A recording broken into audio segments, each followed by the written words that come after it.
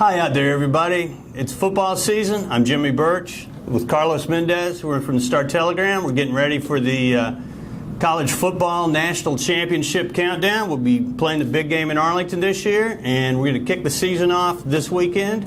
Carlos, you've been watching the Frogs regularly.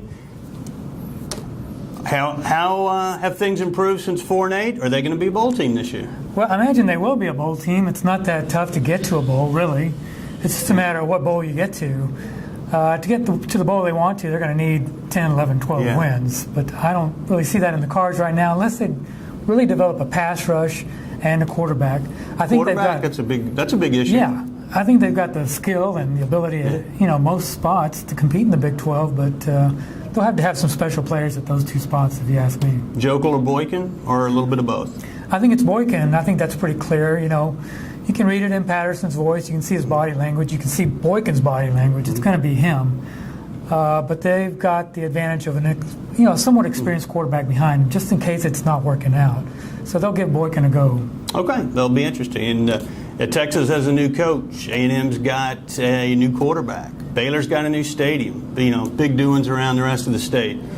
Out of that three, to me, the thing that jumps out is Texas A&M situation. You got Kenny Hill from South Lake Carroll going to start, but it's hard to replace Johnny. The defense is not going to help much more than it did a year ago, and there's not a whole lot of first-team draft picks to surround Kenny Hill at quarterback. A&M's averaged 10 wins the last couple of years. I'm thinking, 6 or 7 this year, maybe 8. I'd give 8 as the. Where do you see Texas and Baylor? They're here in the Big 12. They're going to be kind of. How will they do? Yeah, Baylor could be the class of the league. I mean, this is a team that ran with everybody last year, and they really got the best, most experienced quarterback in the conference, and that counts for something. That counts for something. Mm-hmm. Now, Oklahoma, maybe they've got the best all-around team, but college football, just like the NFL, is built around quarterbacks, and if you've got one.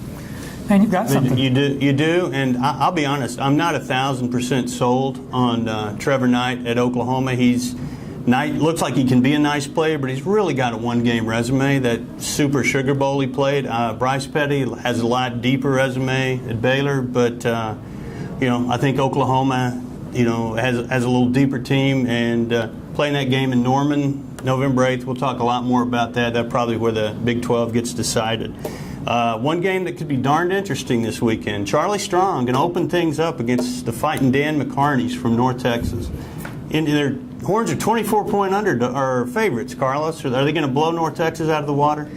Yeah, they should. They really ought to, as long as they've got better talent, which common sense says that they do. And they'll be fired up to play their first game for their new coach.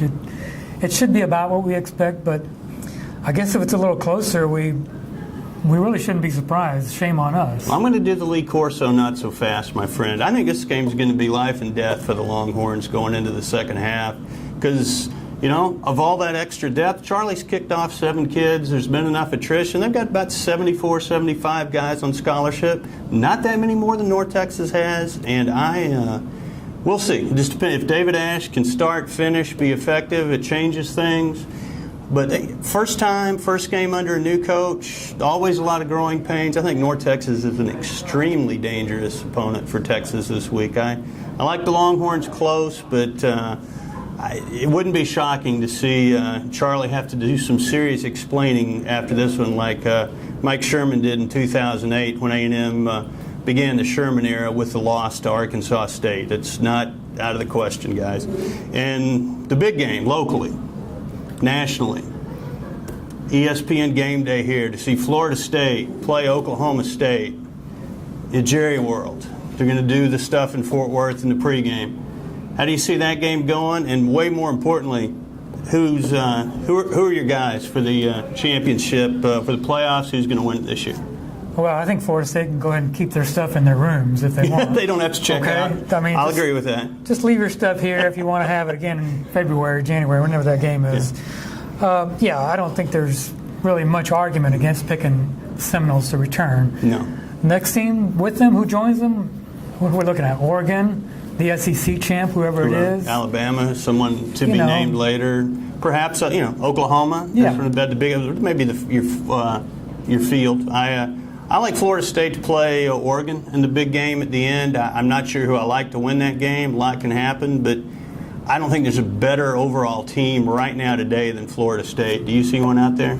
No, because they've got what we talk about, which is a quarterback and a defense and just an all-around team. Plus, they've got the experience from doing it last year. All right, welcome to town, Seminoles fans. Looks like you guys are geared up for a big weekend at Jerry World. Yeah, we'll hold your room for you. And we'll keep the light on. And thanks for visiting with us this week. It's all the time we got. We'll catch you next week.